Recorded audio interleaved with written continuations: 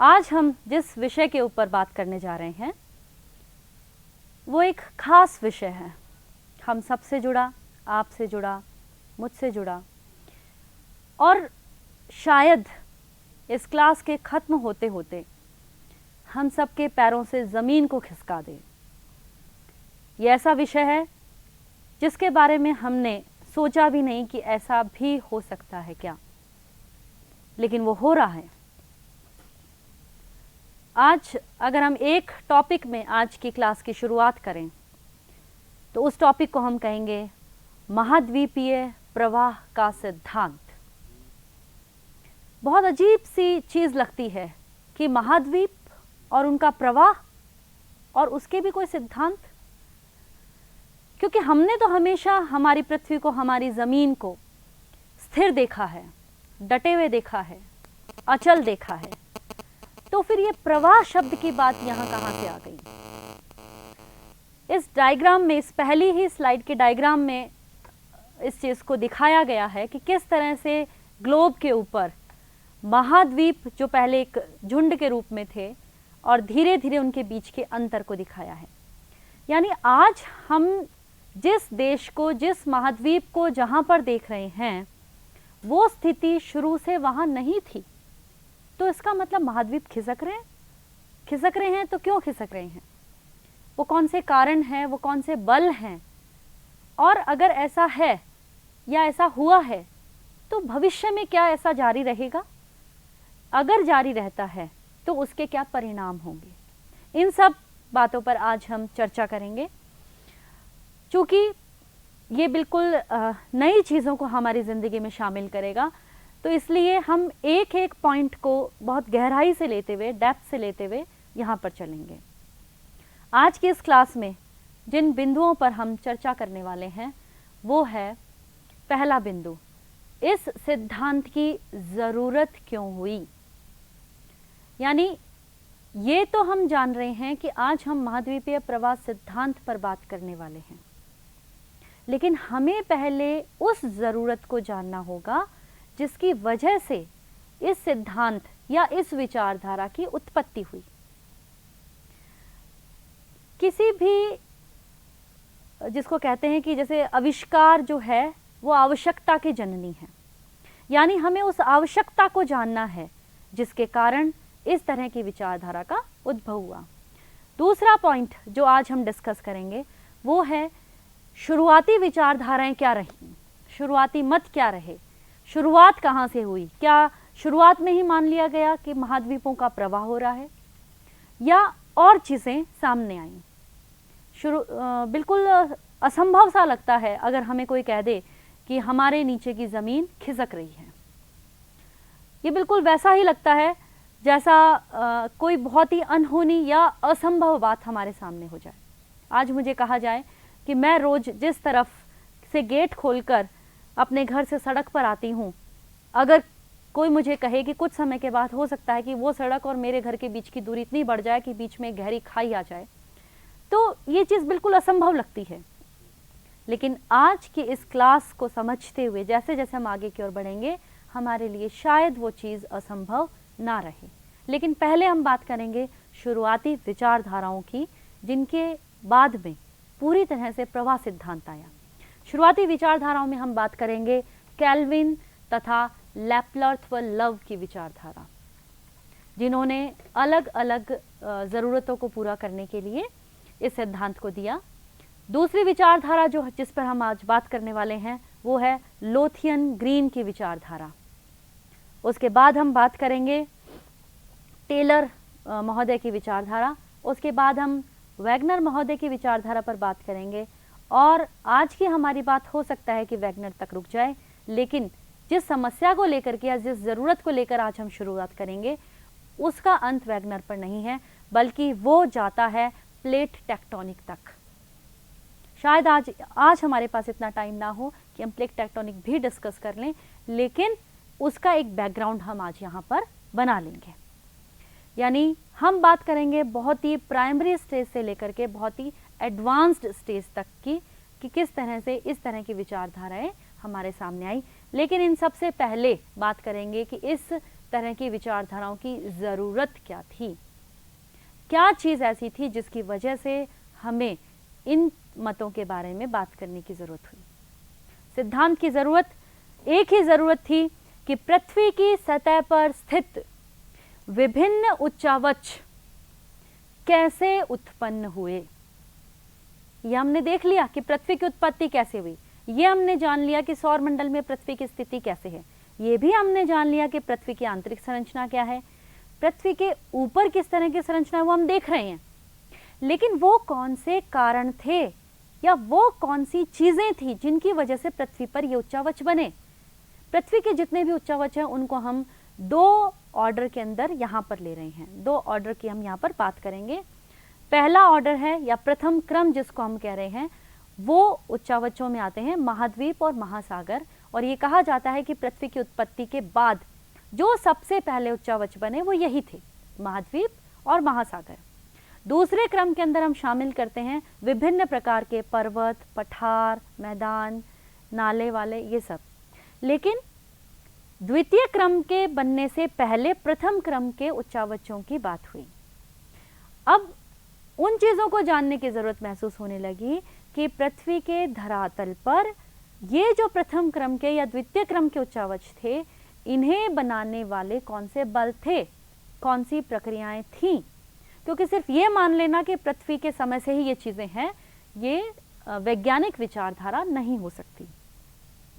इसलिए इस ज़रूरत को पूरा करने के लिए या इस बात को स्पष्ट करने के लिए हमें विचारधाराओं की ज़रूरत हुई, जिन्होंने बाद में सिद्धांतों का रूप लिया। आइए देखें सबसे पहली और शुरुआती विचारधाराओं के बारे में। पहली विचारधारा जिसके बारे में, नाम के बारे में हम बात कर चुके हैं, वो है कैल्विन तथा लेपलर्थ की विचारधारा। इन्होंने बहुत ही सिंप्लीफाइड या बहुत ही आसान तरीके से अपनी ये विचारधारा दी और इन्होंने बताया कि शुरुआत में जब पृथ्वी की उत्पत्ति हुई तो वो तप्त आग के गोले के समान थी। समय के साथ चूंकि उसके अंदर नाभिकीय संलयन और विखंडन की प्रक्रियाएं नहीं हो रही थी, तो ताप उत्पन्न नहीं हो रहा था। जब किसी तप्त चीज के अंदर ताप उत्पन्न नहीं होगा तो उसका तापमान बाहर की तरफ से ह्रास होने लगेगा, कम होने लगेगा।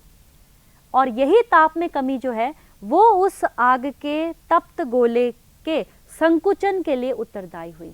यानी वो जो गोला था, आग का गोला, वो धीरे धीरे संकुचित होने लगा। जैसा कि आप लोगों ने देखा होगा कि किसी भी सतह के ऊपर जब वो सतह गर्म से ठंडी होती है तो उसके ऊपर कुछ सलवटें बन जाती हैं। तो इसी तरह की सलवटों का निर्माण लेपलर्थ और लव ने बताया कि पृथ्वी के धरातल पर भी बना। यानी वो जो सलवटें इस धरातल के ऊपर बनी, उस सलवटों में ऊपर की ओर उठा हुआ भाग महाद्वीप बन गए और नीचे की ओर गहरा भाग महासागर बन गए। यानी गड्ढे बन गए जिनमें बाद में पानी भर गया और जिन्हें हमने आज के महासागर कहा। आइए देखें उनके इस विचारधारा को किस तरह से हम बता सकते हैं। ये शुरुआती पृथ्वी की संरचना जिसके अंदर ताप में लगातार कमी हो रही है, यानी ताप जो है वो ह्रास हो रहा है। उसके बाद इस संरचना से हमारा एक नई संरचना का निर्माण होता है। वो कैसे होता है कि लगातार ताप में कमी होने से उसकी बाहरी परत जो है वो उसके अंदर थोड़ा सा विदलन शुरू हो गया और इस विदलन के बाद संकुचन शुरू हो गया और संकुचन के बाद हमारे पास में जो संरचना आई वो संरचना कुछ ऐसी थी, यानी ऊबड़ खाबड़ ऊपरी संरचना। जब ऊपरी संरचना ऊबड़ खाबड़ है तो उसके कुछ हिस्से ऊपर की ओर निकले हुए और कुछ अंदर की ओर हैं। जो ऊपर की ओर निकले हुए हिस्से हैं वो हमारे धरातल के ऊपर महाद्वीप के रूप में बने और जो नीचे के हिस्से हैं वहाँ पर पानी के संग्रहण या जल के संग्रहण होने की वजह से वो महासागर बने।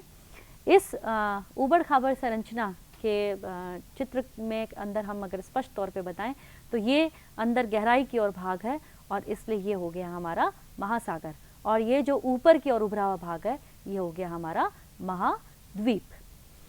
इस चीज से ये तो क्लियर हो गया कि इस पृथ्वी के धरातल पर कुछ भाग ऊंचे हैं और कुछ भाग नीचे हैं। ऊंचे भाग महाद्वीप और नीचे भागों को हमने महासागर कहा। नेक्स्ट जिस परिकल्पना की बात हम करते हैं वो है लोथियन ग्रीन की परिकल्पना। और जिसको हम कहते हैं चतुष्फलकीय परिकल्पना। चतुष्फलक अगर आप लोगों ने कभी देखा हो तो प्रिज्म के नुमा होता है, यानी जब 3 त्रिभुज मिल जाते हैं, एक आगे की तरफ, 2 साइड्स में और एक नीचे, जब 4 त्रिभुज एक साथ मिलकर संरचना बनाते हैं तो उसे हम कहते हैं चतुष्फलक संरचना। लोथियन ग्रीन ने कहा कि पहले पृथ्वी गोलाकार रूप में थी, लेकिन उसके बाद गोलाकार रूप में होने के बाद ताप का ह्रास हुआ और घूर्णन हो रहा था, तो पृथ्वी कम आयतन वाली चतुष्फलकीय संरचना के अंदर परिवर्तित हो गई। चतुष्फलकीय संरचना अगर होगी तो ये कॉर्नर के हिस्से जो होंगे, ऊपर के हिस्से, साइड्स के हिस्से, ये कॉर्नर वाले हिस्से जो हैं, इनको उन्होंने कहा कि इन कॉर्नर्स वाले हिस्से जो ऊपर की ओर रह गए उसमें इन्होंने महाद्वीप कहा, और ये जो सतह है, सतह चूंकि इन कॉर्नर के हिस्सों से कुछ नीचे की ओर थी, इसको उन्होंने महासागर कहा। यानी ऊपरी हिस्सा महाद्वीप और नीचे का हिस्सा महासागर। एक तरह से उनकी ये बात वर्तमान जो जल और स्थल का वितरण है उस चीज को काफी हद तक स्पष्ट कर रही है। कैसे कि कॉर्नर पे जो हिस्से हैं वो कम हैं, यानी महाद्वीपीय हिस्से वर्तमान समय में भी हमारी पृथ्वी के ऊपर कम है, प्लस जो नीचे का हिस्सा है वो महासागर है, यानी जो नीचे वाला जो हिस्सा है वो गहराई में है, ये ज़्यादा है, महासागर आज हमारे पास ज़्यादा है। तो लोथियन ग्रीन की इस संरचना को अगर हम वर्ड्स में देखें तो वो कुछ इस तरह से है कि ये चतुष्फलकीय संरचना है। इन्होंने बताया कि संकुचित होती हुई पृथ्वी चतुष्फलक में परिवर्तित हो गई, और संकुचन की भिन्नता क्या हुआ कि परतों के रूप में संकुचन हुआ। तो संकुचन में भिन्नता हुई क्योंकि ऊपर की परत तेजी से संकुचित हो रही थी, नीचे वाली धीरे धीरे हो रही थी। तो संकुचन की भिन्नता की वजह से ऊपर की परत नीचे की परत पर बैठ गई। इस तरह से बैठने से वो गड्ढेनुमा संरचना बन गई और उसके अंदर जल एकत्रित हो गया। यानी उस चतुष्फलक के कोने महाद्वीप और उस पर सतह जो थी वो महासागर के रूप में तैयार हुई। डायग्राम में आप देखें कि कॉर्नर के अंदर हमने एक चतुष्फलक बनाया हुआ है, और इस चतुष्फलक में आप गौर से देखें कि जो ऊपर का हिस्सा, तिकोना हिस्सा है, यहाँ पर महाद्वीप, और जो सतह है, जिस सतह के ऊपर साफ दिखाई दे रही है, सतह अगर और अंदर की तरफ गई हुई तो इसको महासागर कहा। यानी महासागरों के विपरीत महाद्वीप है और महाद्वीप के विपरीत महासागर है। काफ़ी कुछ ये चीज़ें इस बात को स्पष्ट वर्तमान रूप में भी करती हैं, लेकिन ये तर्कपूर्ण नहीं थी, इसके पीछे वैज्ञानिक आधार नहीं दिए गए थे।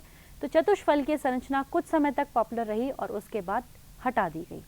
अगली संरचना जिसके बारे में हम बात करें, अगली परिकल्पना जिसके बारे में हम बात कर रहे हैं वो है टेलर का महाद्वीपीय प्रवाह सिद्धांत।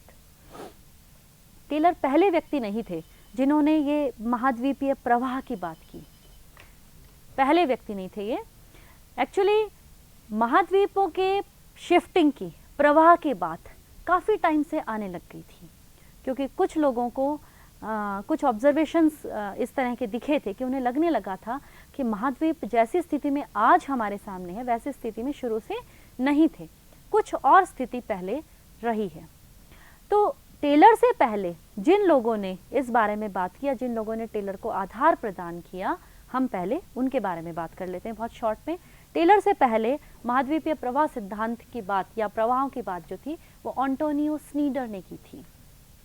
एंटोनियो स्नीडर ने 1858 में ही बता दिया था कि महाद्वीपों में शिफ्टिंग हो रहा है, प्रवाह हो रहा है, खिसकाव हो रहा है, लेकिन वो इस चीज़ को बहुत अधिक प्रक्रिया के रूप में स्पष्ट नहीं कर पाए। इसे परिकल्पना के रूप में देने का श्रेय जो है वो टेलर को जाता है।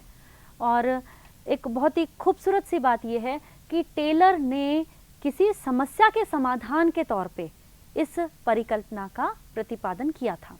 उन्होंने कहा था कि पृथ्वी के धरातल पर जितने भी मोड़दार पर्वत हैं उन सब की उत्पत्ति सिर्फ और सिर्फ महाद्वीपों के प्रवाह की वजह से हुई है।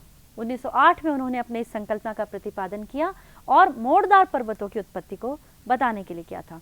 इस मैप में आप देखें, आपको दिख रहा है कि ये विश्व में के जितने भी मोड़दार पर्वत हैं उनके बारे में उनको हाईलाइट किया गया है, जहाँ पर आप अल्फ़ाबेटिकली आप देख सकते हैं A, B, C, D, E, F, ये अलग अलग मोड़दार पर्वत हैं।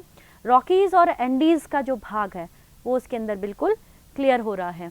इस मैप के साथ ही आप ये चीज़ स्पष्ट तौर पर देखें कि जहाँ पर ए है ये प्रमुख रॉकीज़ भाग है, ए जो भाग है ये रॉकीज़ का भाग है, डी जो है ये एंडीज़ भाग है, एंडीज़ पर्वतमाला, ये दोनों ही मोड़दार पर्वत हैं। इसके अलावा कॉर्नर्स पर इनके महाद्वीपों के कॉर्नर्स पर जो मिल रहे हैं वो मोड़दार पर्वत हैं। इसके साथ साथ कुछ मोड़दार पर्वत इस तरह से भी हैं जिनका फैलाव उत्तर दक्षिण न होकर के पूर्व पश्चिम है, यानी रॉकीज और एंडीज का फैलाव उत्तर दक्षिण है, जबकि यहाँ पर जो हिमालय पर्वतमाला है या एटलस जो पर्वतमाला है उसका जो फैलाव है वो पूर्व पश्चिम है। तो इन्होंने सारे मोड़दार पर्वतों को लेते हुए अपनी बात को स्पष्ट करने के लिए ये सिद्धांत का प्रतिपादन किया था। अगली स्लाइड में अगर हम देखें तो हम गौर से देखेंगे कि टेलर ने ये बताया था कि पृथ्वी जो लगातार घूम रही है, एक जिसमें पृथ्वी में लगातार ये जो घूर्णन हो रहा है, उस घूर्णन की वजह से कहीं ना कहीं उस घूर्णन का कोई ना कोई कारण या कोई ना कोई हिस्सा जरूर ऐसा रहा है जिसकी वजह से ये मोड़दार पर्वतों की उत्पत्ति हुई है। देखिए, पृथ्वी का जो घूर्णन है वो पूर्व से, पृथ्वी का जो घूर्णन है वो पश्चिम से पूर्व की ओर है, पृथ्वी पश्चिम से पूर्व की ओर घूम रही है। यानी इस तरह से जब लगातार डायरेक्शन में घूम रही है तो उन्होंने बताया कि चंद्रमा की स्थिति पृथ्वी के काफी नजदीक होने की वजह से उसका एक ज्वारीय बल या उसकी एक शक्ति काम करती है, जिसके कारण इस पृथ्वी के धरातल के ऊपर जो भी ठोस भाग हैं, जो भी स्थल भाग हैं, वो सब उसके इस घूर्णन के साथ साम्यावस्था नहीं बना पाते और वो चंद्रमा की ज्वारीय शक्ति की वजह से कुछ पीछे रह जाते हैं या उनका खिसकाव कुछ पीछे की ओर हो जाता है। यानी पृथ्वी के धरातल के ऊपर जितने भी महाद्वीप आज हमें जिस स्थिति में मिल रहे हैं उनका खिसकाव जो है वो पूर्व से पश्चिम की तरफ है, चंद्रमा की ज्वारीय शक्ति की वजह से। यहां पर उन्होंने ये चीज तो स्पष्ट करने की कोशिश की कि चंद्रमा की ज्वारीय शक्ति के कारण उनका मूवमेंट इस तरह से हुआ।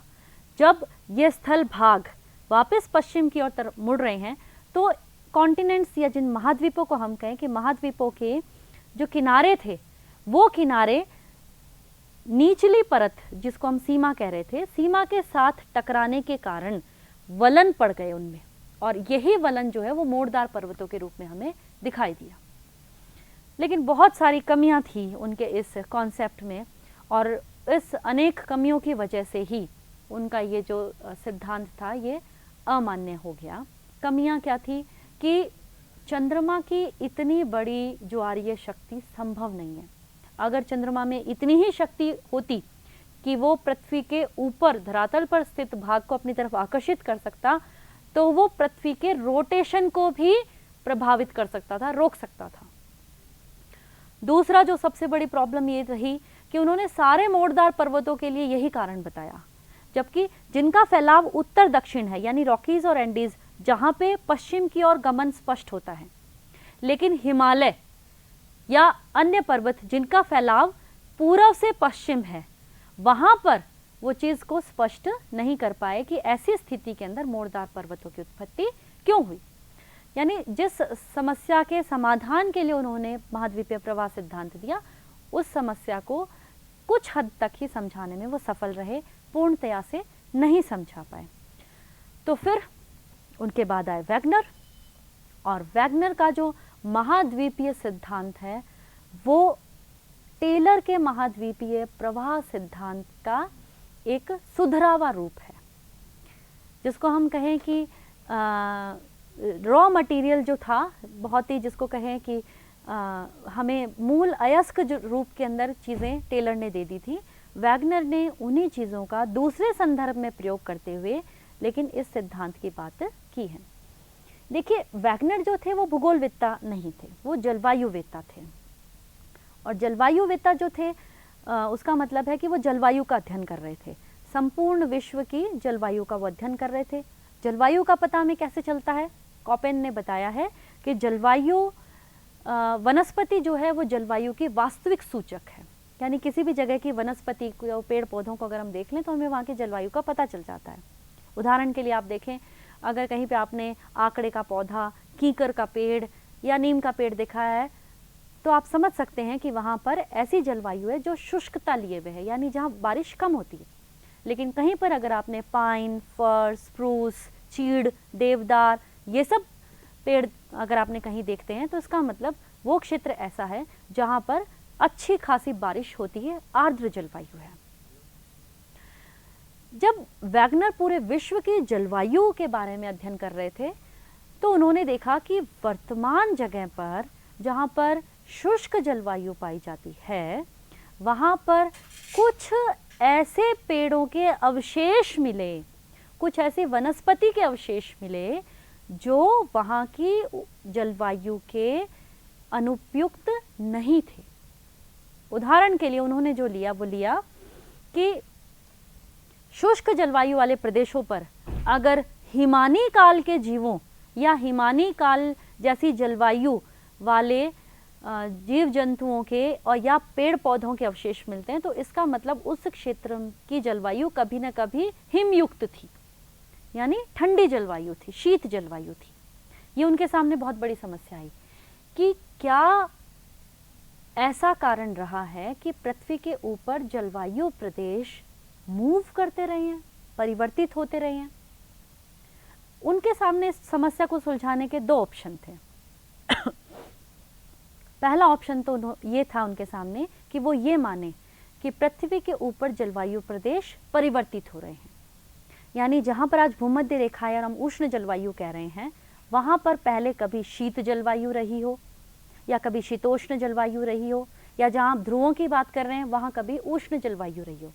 तो देखिए इस चीज़ को मानने में उनके सामने एक बहुत बड़ी समस्या थी कि पृथ्वी अपनी उत्पत्ति से लेकर के आज तक एक ही निश्चित कोण पर झुकी हुई है। अगर वो एक निश्चित कोण पर झुकी हुई है और एक निश्चित पथ के अंदर परिक्रमा कर रही है तो उस पर जो भूमध्य रेखा है, बीच की जो रेखा है उसकी, वहाँ पर सूर्य की सीधी किरणें जो पड़ रही हैं वो क्षेत्र कभी भी परिवर्तित हो ही नहीं सकता। सूर्य अगर यहाँ है, पृथ्वी की स्थिति यहाँ है, दोनों की स्थितियाँ स्थिर है। स्थिर मतलब एक ही जगह पर है। कब से? जब से इनकी उत्पत्ति हुई। तो फिर ऐसा हो ही नहीं सकता कि सूर्य कभी इस तरह से ऊपर चढ़ जाए कि पृथ्वी के ध्रुवों पर सबसे ज़्यादा ताप महसूस होने लगे या प्राप्त होने लगे। तो इसका मतलब वो ये बात इस चीज़ से तो स्पष्ट नहीं कर सकते थे कि जलवायु क्षेत्रों के अंदर परिवर्तन हुआ है, लेकिन अवशेष जो मिल रहे हैं उससे तो ये बात जाहिर होती है कि वहाँ की जलवायु परिवर्तित हुई है। तो तब तक टेलर ने अपना महाद्वीपीय प्रवाह सिद्धांत दे दिया था।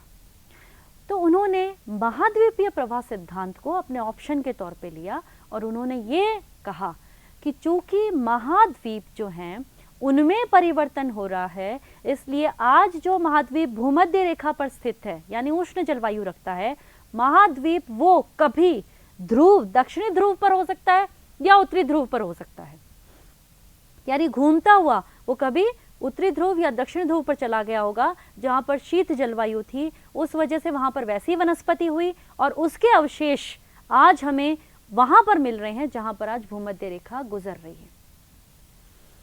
कहने में बहुत आसान, लेकिन इस चीज़ को प्रूव करना पड़ेगा, क्योंकि बिना प्रूव किए ये कह देना कि इतने बड़े या इतने लार्ज स्केल पर महाद्वीप एक जगह से दूसरी जगह हिल रहे हैं, शिफ्ट हो रहे हैं, मूव कर रहे हैं, प्रवाहित हो रहे हैं, ये किसी दूसरे आदमी के लिए मानना आसान काम नहीं था।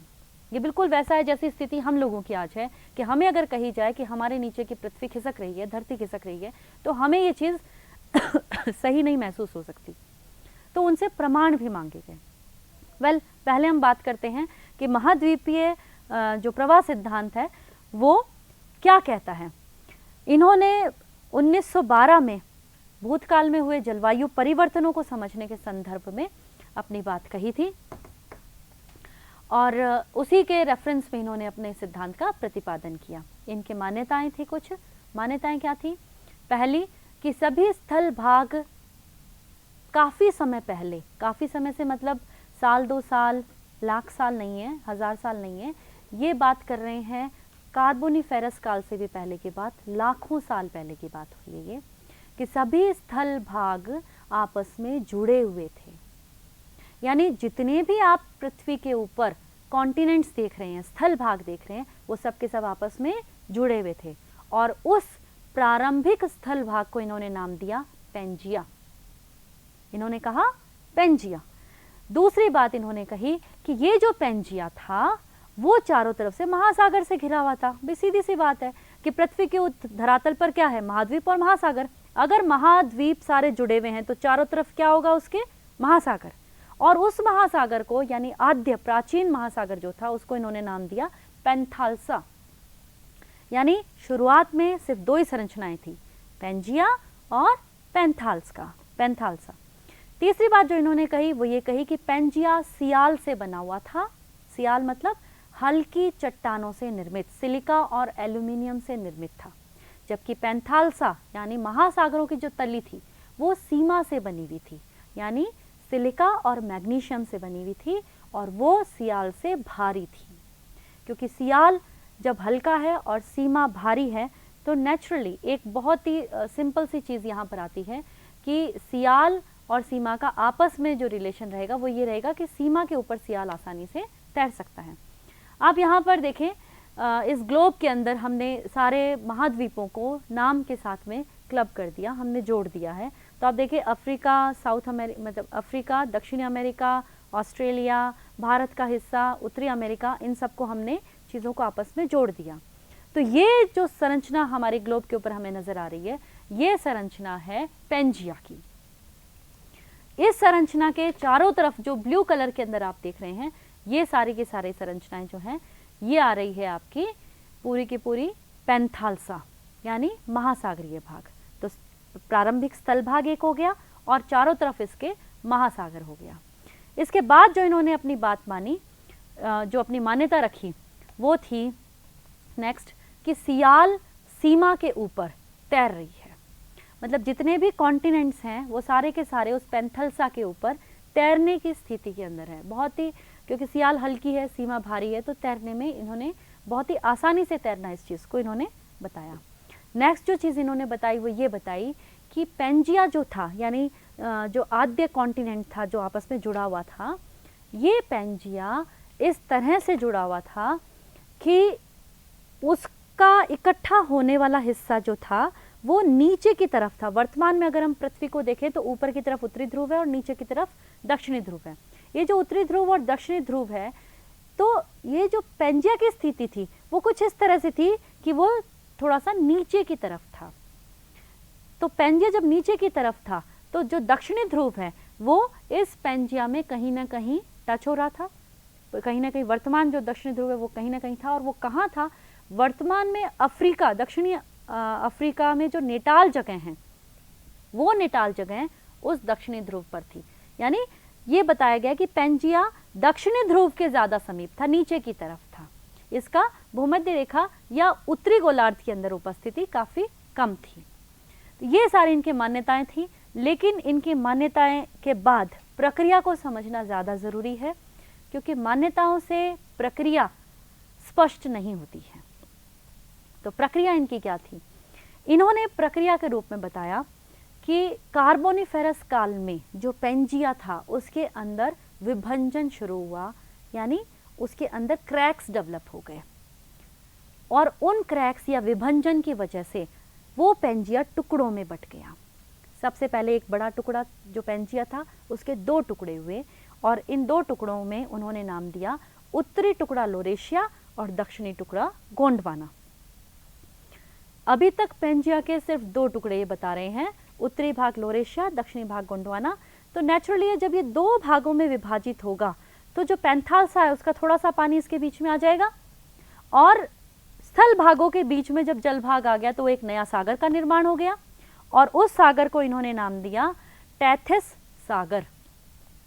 ये जो टेथिस सागर है या इस पूरी प्रक्रिया है, इस पूरी प्रक्रिया को हम अब तक की प्रक्रिया को हम नाम देते हैं ओपनिंग ऑफ द टेथिस सागर का खुलना। यानी पेंजिया के दो भागों में बंटने से हल्का सा हिस्सा जो है वो अंदर घुस जाना और टेथिस सागर का निर्माण हो जाना। आगे उन्होंने बताया, ये जो डायग्राम है इसमें आप देखें कि सभी पेंजिया के भागों में उत्तरी भाग को लोरेशिया दिखाया हमने, निचले भाग को गोंडवाना दिखाया, और इन दोनों के बीच में जो महासागरीय हिस्सा बीच में आ गया उसको हमने यहाँ पर टेथिस सागर कहा है। आगे देखें कि क्या चेंजेस इसमें हुए। नेक्स्ट इन्होंने बताया कि कार्बोनिफेरस काल के बाद जब धीरे धीरे टाइम बीतता गया और हम जुरासिक काल तक आ गए, तो जुरासिक काल में जो गोंडवाना था, गोंडवाना ध्यान से याद करें कि एक उत्तरी भाग था और एक दक्षिणी। जो उत्तरी भाग था वो लोरेशिया था और दक्षिणी भाग गोंडवाना था। तो जो गोंडवाना था उसमें जुरासिक काल के अंदर विभंजन हो गया, टुकड़े हो गए। यानी उस गोंडवाना जो हिस्सा था उसमें से भारत, ऑस्ट्रेलिया, अंटार्कटिका और उसका रिमेनिंग पार्ट जो था, बचा हुआ हिस्सा था, वो अफ्रीका बना। यानी आज हमें जो दक्षिणी गोलार्ध की तरफ जो ज़्यादा हिस्से मिल रहे हैं, जिसमें हम बात करें अफ्रीका, दक्षिणी अमेरिका, ऑस्ट्रेलिया, अंटार्कटिका, और इसके साथ साथ भारत जो थोड़ा सा उत्तरी गोलार्ध में है, इन सब चीज़ों को मिलाकर के गोंडवाना बना हुआ था, जिसके टुकड़े जुरासिक काल के अंदर हुए। यानी जुरासिक काल के अंदर ये सब अलग अलग होने की शुरुआत करने लगे थे। नेक्स्ट में उन्होंने बताया कि जब ये सब चीज़ें बन रही थी, यानी भारत अपनी स्थिति की तरफ बढ़ रहा था, ऑस्ट्रेलिया अलग हो रहा था, अंटार्कटिका अलग हो रहा था, तो बीच में जो जलीय भाग बना वो हिंद महासागर बना। यानी कुल मिलाकर के जुरासिक काल तक स्थिति ये आ गई थी कि ये सब अलग अलग होने लगे थे। गोंडवाना जो क्षेत्र है उसके टुकड़े होने लगे थे और बीच में हिंद महासागर का निर्माण हो गया था। इस चित्र में आप देखें, इसके अंदर आप देख सकते हैं कि Africa, south America, Australia, Antarctica और भारत, ये सब के सब जो हैं ये अलग अलग हिस्सों के अंदर बटे हुए हैं। यहाँ पे आप गौर से देखें कि ये इस डायग्राम के अंदर हमने ये पोर्शन दे दिया। इस पोर्शन में आप देखें कि ये अफ्रीका के साथ साउथ अमेरिका, अंटार्कटिका, ऑस्ट्रेलिया और ये है भारत। यानी जो पहले जुड़ा हुआ हिस्सा था उसके अंदर अब ये बीच में अलग अलग क्रैक्स डेवलप हो गए। लेकिन आप ध्यान से देखें कि इन सब की स्थिति अभी भी वर्तमान स्थिति नहीं है। वर्तमान स्थिति से अभी भी ये काफ़ी दूर है। ये जुरासिक काल की बात हो रही है और यहाँ बीच में ये हिस्सा जो है, यहाँ पर हिंद महासागर का निर्माण हो गया। हालांकि अभी भी भारत को बहुत लंबी दूरी तय करनी बाकी है। जब हिंद महासागर तक स्थिति पहुंच गई, यहाँ तक बात आ गई, तो आगे की स्थिति ये बनी कि उत्तरी जो था, लोरेशिया जो पीरियड था, उसके अंदर भी विभंजन शुरू हुआ और उससे उत्तरी अमेरिका अलग हो गया था। उत्तरी अमेरिका और दक्षिण अमेरिका जब अपने अपने मूल पिंडों से अलग हो गए थे, तो ये पश्चिम की ओर मूव करने लगे, और जब पश्चिम की ओर गमन करने लगे तो इनके बीच में और मूल पेंजिया के बीच में एक और महासागर बन गया और उसका नाम बना अंध महासागर। यानी अभी तक हमने 3 महासागरों की बात कर ली है। हमने बात कर ली हिंद महासागर की, हमने बात कर ली अंध महासागर की, हमने बात कर ली टेथिस महासागर की। जब इतने महासागर बन गए और कॉन्टिनेंट्स दूर चले गए, तो बचा हुआ पेंथेल्सा जो था, जो रिमेनिंग पार्ट था पेंथेल्सा का, उसको हमने प्रशांत महासागर का नाम दे दिया। उत्तरी और दक्षिणी अमेरिका के बाद, अंध महासागर के निर्माण के बाद में हमने बचे हुए हिस्से को प्रशांत महासागर का नाम दे दिया।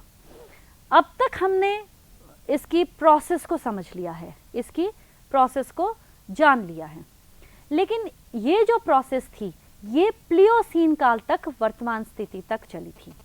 यानी प्लियोसीन काल तक पहुंचते पहुंचते, यानी जिसको हम कहें कि वर्तमान स्थिति तक आते आते सारे कॉन्टिनेंट्स ने अपनी अपनी जगह जो आज हमें दिख रहे हैं वो प्राप्त कर ली। लेकिन इस तरह से स्टिल अगर हम सोचें तो हम इतने क्लियरली उसकी तरफ नहीं जा सकते।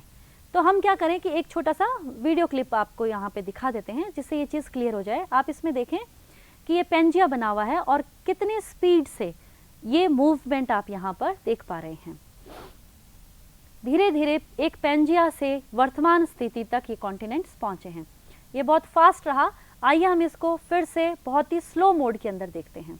धीरे धीरे देखिए, पहले पेंजिया, और पेंजिया की स्थिति से हम लोग यहाँ पर लोरेशिया और गोंडवाना की स्थिति तक पहुँचे हैं। पहले ये सब जुड़े हुए थे, पूरे के पूरे जुड़ा हुआ हिस्सा था, जिसके अलग होने के बाद ऊपरी भाग लोरेशिया बना और नीचे की भाग गोंडवाना बना, और इस हिस्से को हमने यहाँ पर टेथिस सागर कहा था। आगे की स्थिति अगर हम देखते हैं तो कुछ मूवमेंट शुरू हो जाते हैं, और उस मूवमेंट के बाद में आप देखें कि धीरे धीरे ये जो गोंडवाना लैंड है इसके अंदर भी क्रैक्स बनने शुरू हो गए, ये गैप्स बनने शुरू हो गए। यहाँ पर हिंद महासागर बनना शुरू हो गया, यहाँ पर अंध महासागर की उपस्थिति प्रारंभ हो गई, और ये ऑस्ट्रेलिया जो था वो अफ्रीका और इंडिया के पोर्शन से अपने आप को अलग कर गया। आप यहाँ देखिए साउथ अमेरिका ऑलमोस्ट अपनी स्थिति में पहुंच चुका है, नॉर्थ अमेरिका यहाँ तक पहुंच चुका है। ये बात हो रही है आज से 100 मिलियन साल पहले की बात। 100 मिलियन साल पहले भारत की स्थिति को आप देख सकते हैं, अंटार्कटिका और ऑस्ट्रेलिया की स्थिति को आप यहाँ पर देख सकते हैं। इसके बाद अगर हम और आगे तक बढ़ते हैं तो आप देखेंगे कि किस तरह से आगे फर्दर ये जो कॉन्टिनेंट से ये मूव कर रहे हैं। देखिए भारत का जो हिस्सा है वो धीरे धीरे उत्तर की ओर जा रहा है। इन सभी उत्तरी और दक्षिणी अमेरिका जो है इन सभी ने पश्चिम की ओर गमन किया। अंध महासागर पूरा बन गया, हिंद महासागर अपनी स्थिति में आ गया। टेथिस महासागर जो था, आप देखें सबसे पहले जो टेथिस महासागर काफी बड़ा हमें दिखाई दे रहा था, वो टेथिस महासागर अपना अस्तित्व खो रहा है। अब टेथिस महासागर में सिकुड़न शुरू हो गई है। ऑस्ट्रेलिया अभी भी बहुत एलोंगेटेड लग रहा है। अंटार्कटिका जो पहले यहाँ कहीं मौजूद था वो अब दक्षिणी ध्रुव की तरफ पहुंच गया है, यानी अब तक वर्तमान स्थिति काफी कुछ क्लियर हो गई है। आगे और देखें कि किस तरह से ये बढ़ रहे हैं। इंडिया जो था मेडागास्कर अफ्रीका से अलग हो गया। इंडिया या भारत ने अपनी स्थिति को प्राप्त करने के लिए धीरे धीरे भारत जो है वो इस पोर्शन, जो ये लोरेशिया का जो पोर्शन था, इसके पास पहुंच गया। आप गौर से देखें कि ये हिस्सा लोरेशिया का हिस्सा था, भारत का जो हिस्सा है वो गोंडवाना का हिस्सा था। लेकिन अब ये दोनों ही भूमध्य रेखा, ये भूमध्य रेखा है और इस भूमध्य रेखा के ऊपर पहुंच गए हैं। यहाँ पर वो झील बन चुकी है, बहुत बड़ी झील नाइल जिससे रिवर निकलती है।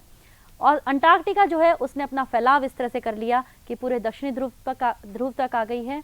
यहाँ पर खूब सारी बेस बन गई हैं और यहाँ पर ग्रीनलैंड की स्थिति जो है वो काफ़ी स्पष्ट हो गई है। ऑस्ट्रेलिया अपने वर्तमान स्वरूप तक पहुँच गया है। अभी भी जापान और ये जो इधर साउथ ईस्ट एशिया का जो हिस्सा है ये भी क्लियर नहीं है, लेकिन कुछ सालों के बाद की स्थिति को जब हम देखेंगे, देखिए ये प्रेजेंट डे बन गया। आज वर्तमान में ये सारी चीज़ें देखें आप किस तरह से बिल्कुल क्लियर हैं, स्पष्ट हैं। ये स्थिति हमारे आज तक पहुंची। तो अब इस तरह से हमने देखा कि हम पहले किस तरह से पेंजिया से स्टार्ट हुए थे और यहाँ तक पहुँचे हैं। आगे की स्थिति अगर हम देखें कि अगर यही जिस तरह से अब तक का मूवमेंट होता आया है, आगे भी अगर यही मूवमेंट चलता रहा तो कुछ स्थितियाँ इस तरह से हमें बदलती हुई दिख सकती हैं। नॉर्थवर्ड मूवमेंट आप देखें, सभी उत्तर की तरफ आप इन सब चीज़ों का खिसकाव देख पा रहे हैं। और इसका मतलब हमारी अधिकतर जो कॉन्टिनेंट्स हैं वो सब के सब उत्तर की तरफ अपना खिसकाव आगे कुछ फ्यूचर के अंदर, कुछ चीज़ों के अंदर शायद महसूस करेंगे, देखेंगे। ये आगे की कल्पना। मेरे ख्याल से इस छोटी सी वीडियो क्लिप के बाद आप लोग समझ गए होंगे कि किस तरह से एक पेंजिया जो है वो धीरे धीरे सालों, लाखों सालों की जर्नी, लाखों सालों का सफ़र तय करते हुए धीरे धीरे यहाँ तक स्थिति को प्राप्त हुआ। लेकिन क्या सिर्फ यही जान लेना सफिशिएंट था कि कैसे ये प्रोसेस हुई? क्योंकि इस प्रोसेस के समय हम में से कोई भी उपस्थित नहीं था, ना वो जिन्होंने ये प्रोसेस के बारे में बताया और ना हम जो ये प्रोसेस को पढ़ रहे हैं या समझ रहे हैं या सुन रहे हैं। तो फिर हम कैसे मान लें कि उनकी बात सही थी? जब तक कुछ ठोस आधार वो ना दें, जब तक कोई ठोस प्रमाण हमें ना मिले, तब तक किसी की भी बात का विश्वास इस हद तक नहीं किया जा सकता, और वो भी ऐसी बात जिसके शुरुआत से हमें लगता है कि शायद ये सही ना हो। लेकिन अगर प्रमाण बहुत सटीक हों तो हम सोच सकते हैं। आइए हम उन प्रमाणों के बारे में बात करते हैं जिनकी वजह से वैगनर ने अपने इस सिद्धांत में जान डाली, जिनके कारण वैगनर का ये सिद्धांत आज तक पॉपुलर है। पहला प्रमाण जिसके बारे में हम बात करेंगे वो है जिगसॉ फिटिंग। जिगसॉ फिटिंग क्या होती है? ये एक पजल आप सब लोगों ने देखी होगी, जिसमें ये होता है कि ब्लॉक्स को इस तरह से अरेंज किया जाता है कि एक का खाली हिस्सा दूसरे के भरे हुए हिस्से को फिट कर दे, यानी वो एक दूसरे के साथ एकदम फिट हो जाए। अगर वो फिट हो जाते हैं तो इसका मतलब ये कहा जा सकता है कि वो कभी ना कभी एक दूसरे से के साथ जुड़े हुए थे और आज उन्हें अलग किया गया है। इसी जिक्सॉ फिटिंग के बारे में एग्जाम्पल के तौर पे अगर हम देखें तो अंध महासागर के दोनों तरफ के जो तट हैं, अंध महासागर कौन सा है, नॉर्थ और साउथ अमेरिका तथा यूरोप और अफ्रीका, इन दोनों के बीच में जो अंध महासागर बन रहा है उसे इनके बीच के महासागर को अंध महासागर कहते हैं हम।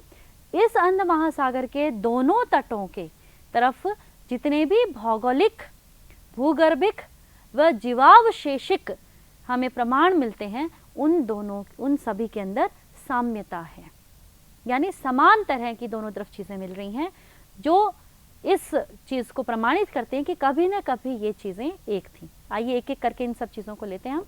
पहली चीज़, तटाकृति में समानता, यानी तट की आकृति एक दूसरे के साथ फिट हो रही है।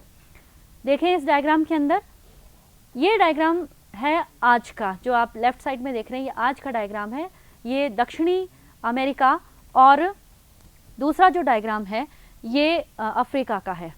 ये प्रेजेंट स्थिति है, प्रेजेंट के अंदर दक्षिणी अमेरिका है और ये अफ्रीका है। आप देखें कि इस दक्षिणी अमेरिका का ये हिस्सा उभार लिए हुए है, जबकि अफ्रीका का ये हिस्सा जो है इसमें खांच है। अगर यहाँ खांच है, यहाँ उभार है, तो ये कहा जा सकता है कि बहुत सालों पहले शायद ये इस तरह से इसके अंदर जुड़ा हुआ था। अगर ये इसके अंदर इस तरह से जुड़ा हुआ था, इसका मतलब ये दोनों हिस्से एक साथ थे। अगर साथ थे तो या तो ये यहाँ आया होगा या फिर ये यहाँ रहा होगा। यानी किसी के भी मूवमेंट की बात करें, किसी के भी प्रवाह की बात करें, अल्टीमेटली हम महाद्वीपों के प्रवाह की बात ही करेंगे, चाहे तो ये खिसक के वहाँ गया हो, चाहे अफ्रीका खिसक के पूर्व में आया हो। दूसरा एग्जाम्पल अगर हम बात करते हैं, नेक्स्ट एग्जाम्पल इसी चीज़ को लें तो वो ये रहेगा कि अफ्रीका और साउथ अमेरिका को जब पूरी तरह से फिट किया गया तो कुछ गैप रह गया।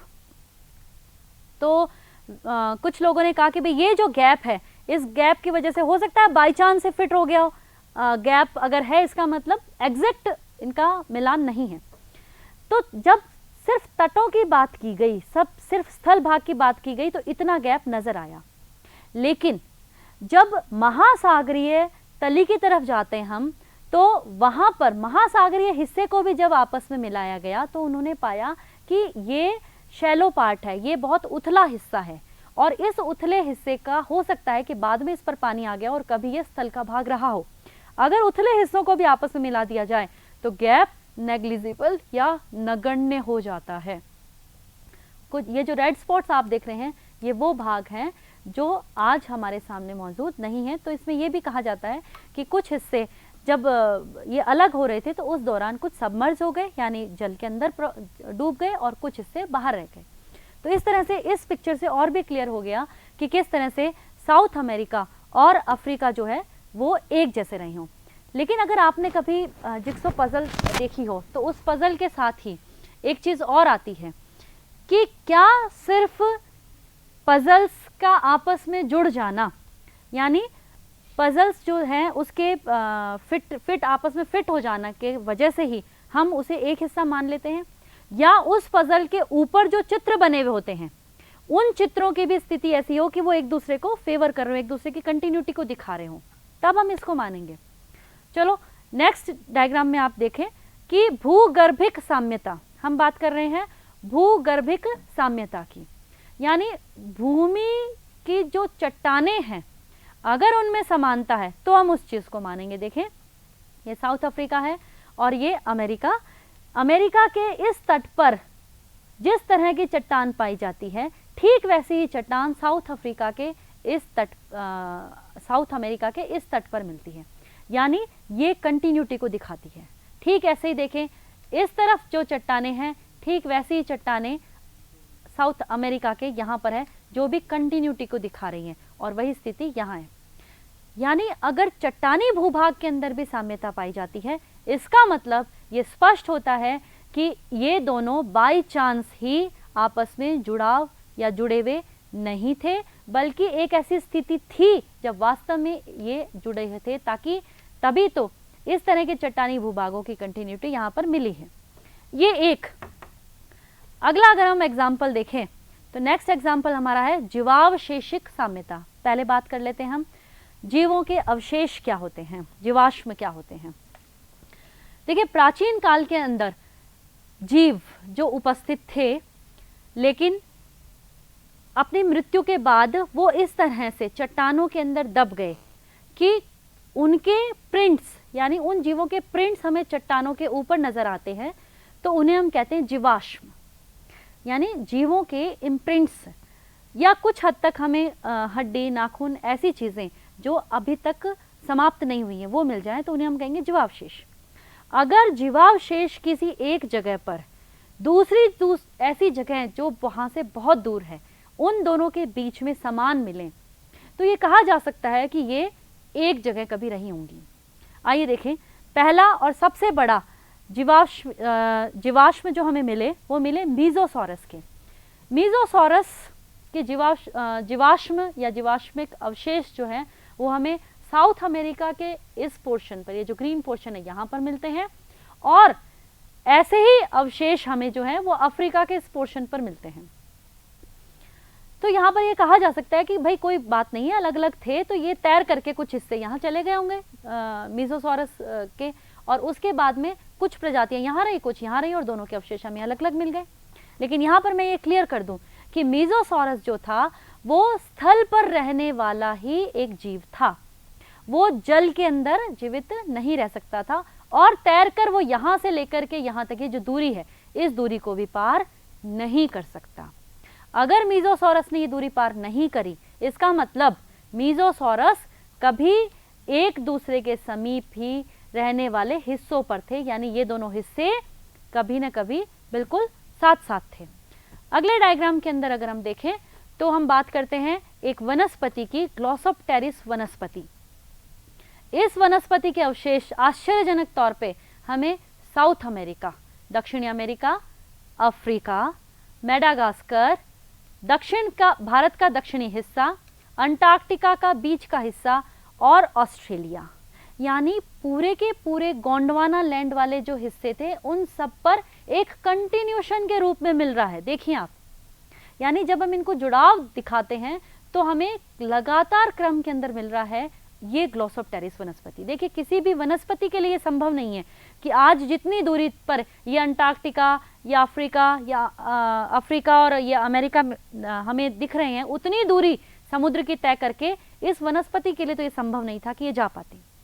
तो इसका मतलब ये सारे के सारे कभी न कभी आपस में जुड़े हुए थे, और प्रवाह के बाद ये आज हमें अलग मिलते हैं। यहीं पर ही मीजोसॉरस को भी इन्होंने बताया है कि किस तरह से मीजोसॉरस के दो हिस्से यहाँ पर नजर आ रहे हैं। नेक्स्ट डायग्राम में अगर हम देखें तो ग्लॉसोप्टेरिस और मीजोसॉरस के अलावा साइनोनेथस और लिस्टोसॉरस, ये दो और जीवों के अवशेष हमें मिलते हैं जो हमें एक साथ जुड़े हुए पैंजिया के अंदर ज़्यादा स्पष्ट तौर पे दिखाई देते हैं। साइनोनेथस पिंक कलर से जो दिखाया गया है वो आप देखें, ये साइनोनेथस है, यानी कि अमेरिका और अफ्रीका के बीच में ये कंटिन्यूशन के तौर पे आपको दिखाई दे रहा है। लिस्टोसॉरस जो है ये अफ्रीका, भारत, अंटार्कटिका, इन तीनों के बीच में कंटिन्यूशन के रूप में दिखाई दे रहा है। और ग्लॉसोप्टेरिस हमने बात कर ली कि ये सभी महाद्वीपों के अंदर हमें दिखाई दिया था, और मीजोसॉरस दक्षिणी अफ्रीका और दक्षिणी अमेरिका के अंदर कंटिन्यूशन में दिखाई दे रहा है। यानी समस्त जीवों के अवशेष और वनस्पतियों के अवशेष अगर हमें अलग अलग कॉन्टिनेंट पे मिलते हैं तो इससे ये बात तय हो जाती है कि ये सारे के सारे कभी न कभी जुड़े हुए जरूर थे, अन्यथा इतनी ज़्यादा मात्रा में, इतनी अधिक दूरी पर इन सब चीज़ों का मिलना संभव ही नहीं होता। एक और बहुत अच्छा प्रमाण जो है वो हमें मिलता है, वो है हिमानीकरण के अवशेष। ये जो हिमानीकरण था वो क्या था, पहले इस चीज़ को समझें। पृथ्वी के ऊपर एक ऐसा फेज आया था, एक क्या पहले कई आए हैं, हम लास्ट फेज की बात करते हैं कि उस फेज के अंदर पृथ्वी के धरातल का तापमान बहुत कम हो गया था, और पृथ्वी के धरातल पर स्थित जल जो था वो हिम में परिवर्तित हो गया। जब हिम में परिवर्तित हो गया तो उस समय परिवर्तित होते हुए हिम ने वहां के चट्टानी भूभाग के ऊपर अपने कुछ निशान छोड़ दिए, और वही निशान हमें बताते हैं कि हिमानीकरण कहां कहां पर हुआ। अब आप ये पता है आपको कि अंटार्कटिका जो है वो अभी भी दक्षिणी ध्रुव पर है, तो वहां पे हिमानीकरण के अवशेष मिलना बहुत सही है, जायज भी है। लेकिन अगर हिमानीकरण के अवशेष आपको भूमध्य रेखा पर मिले तो आश्चर्य की बात है। आप देखें ये जो छोटा सा डायग्राम जो यहाँ पर बनाया गया है, मैप जो बनाया है, इसमें देखें भूमध्य रेखा यहां से गुजरती है, यानी सर्वाधिक ताप वाली रेखा, और यहीं पर आप व्हाइट कलर में आप देख रहे हैं, ये जो व्हाइट कलर के पैचेस बने हुए हैं, ये है अफ्रीका का नीचे का हिस्सा, ये दक्षिणी अमेरिका का हिस्सा, ये ऑस्ट्रेलिया का हिस्सा, ये भारत का हिस्सा। यानी अधिकतम तापमान वाले हिस्से, जहां पर अभी अधिकतम ताप मिल रहा है, वो हिस्से अगर हिमानीकरण के अवशेष रखते हैं, इसका मतलब वो कभी ना कभी इस तरह से व्यवस्थित थे। कैसे व्यवस्थित थे आइए देखें। साउथ अमेरिका, अफ्रीका, भारत का दक्षिणी भारतीय हिस्सा, ऑस्ट्रेलिया और अंटार्कटिका के अंदर इस तरह से उपस्थिति थी कि ये पूरा का पूरा हिस्सा जुड़ रहा है, आपस में मिल रहा है और एक ही काल के हिमानीकरण को बताता है। अब मैं आपको यहाँ पे एक बात याद दिलाना चाहूंगी, मैंने शुरुआत में कही थी कि पैंजिया इस तरह से व्यवस्थित था कि दक्षिणी ध्रुव जो है वो नेटाल के पास था। इसका मतलब ये नहीं था कि दक्षिणी ध्रुव ऊपर खिसका हुआ था, मतलब ये हिस्सा दक्षिणी ध्रुव यानी इतना नीचे तक था कि दक्षिणी ध्रुव जिसको आज हम यहाँ बताते हैं वो दक्षिणी ध्रुव की स्थिति यहाँ थी, यानी ये पूरा हिस्सा खिसक के यहाँ पर था।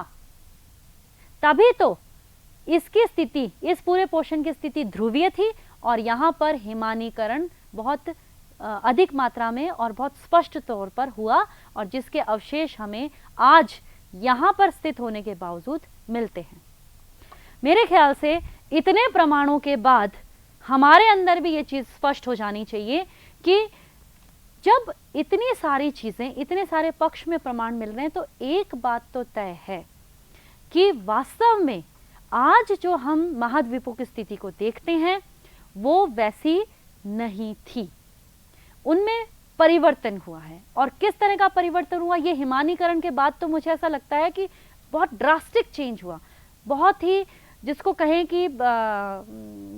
कि बिल्कुल रूपांतरण हो गया, बिल्कुल ही परिवर्तन हो गया कि आप दक्षिणी ध्रुव के पास स्थित थे और धीरे धीरे खिसकते हुए आप पश्चिम की तरफ और उत्तर की तरफ मूव कर गए। और जैसा कि हमने उस वीडियो क्लिप में देखा भी था कि अधिकतर जो मूवमेंट हुए थे वो उत्तर की तरफ और पश्चिम की तरफ हुए। तो इन सब प्रमाणों के बाद ये चीज स्पष्ट हो जाती है कि वैगनर इतने सारे प्रमाणों का सपोर्ट देने के बाद में अपनी बात को कह सकने के लिए बिल्कुल ही सफल रहे, बिल्कुल सफल रहे।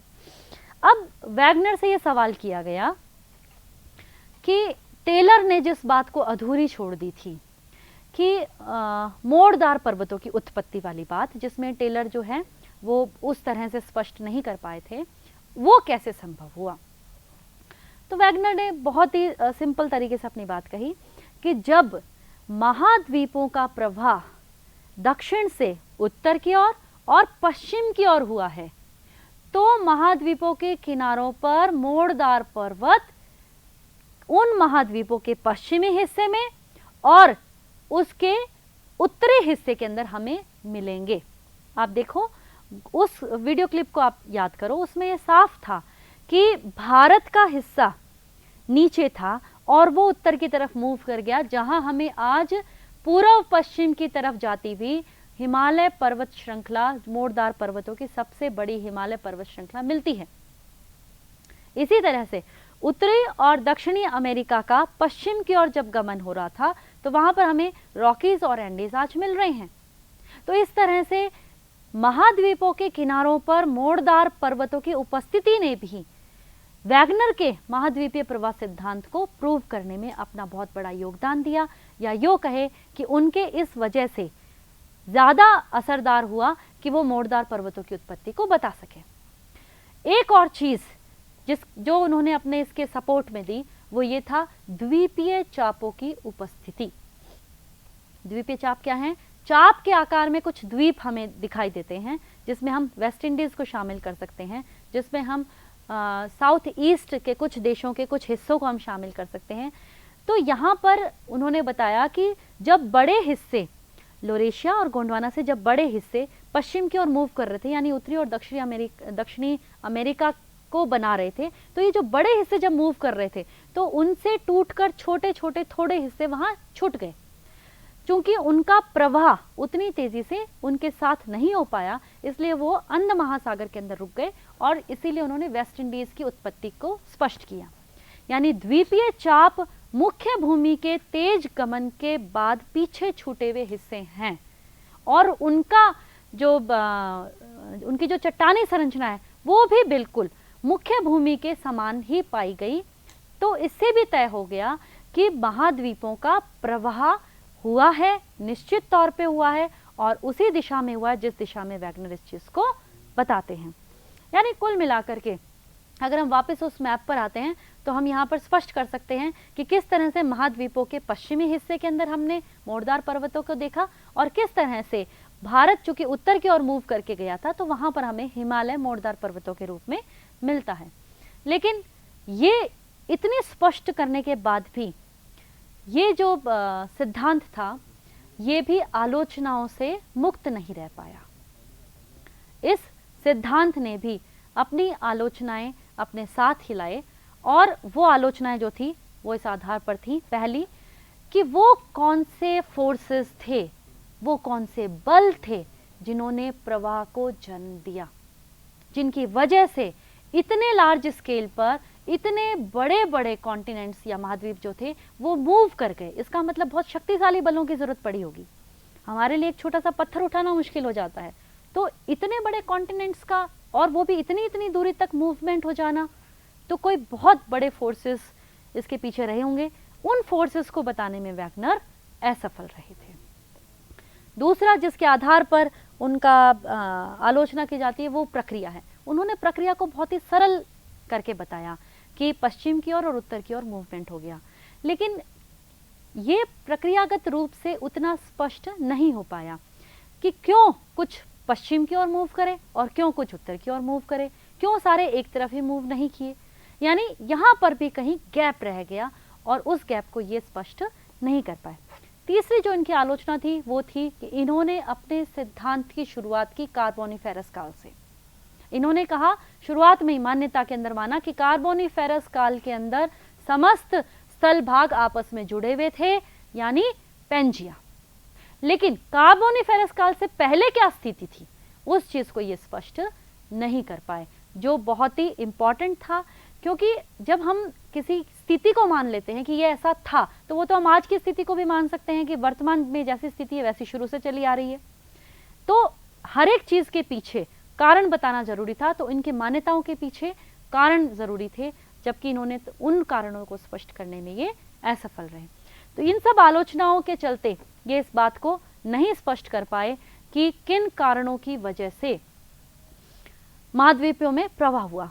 एक बहुत लंबा रास्ता अभी भी तय करना बाकी है, क्योंकि इस सिद्धांत पर आने के बाद और इतने प्रमाणों के बाद ये तो तय हो जाता है कि महाद्वीपों का प्रवाह हुआ, लेकिन क्यों हुआ, कैसे हुआ और इसके पीछे नया सिद्धांत क्या है, जिसके बारे में मैंने अपनी शुरुआत में कहा था कि प्लेट टेक्टोनिक रिसेंट कॉन्सेप्ट है, जिसे हम हमारी अगली क्लास में लेंगे।